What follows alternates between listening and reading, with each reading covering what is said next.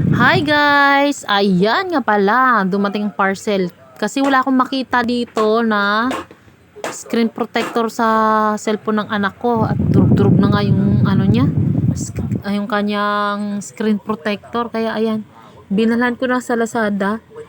Diyos me, hindi naman mga kasya, mali. Hindi ko alam tuloy ko ano ba to talaga.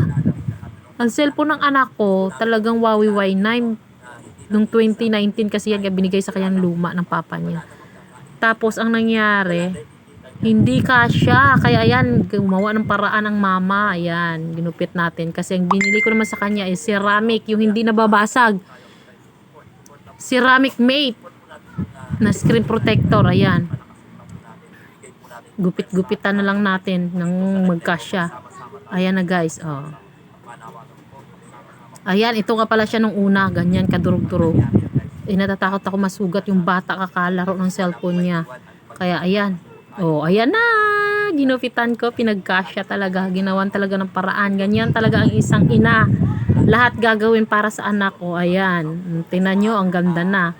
Oh, di ba? Yan. Ba, ang ganda na niya. Thanks for watching.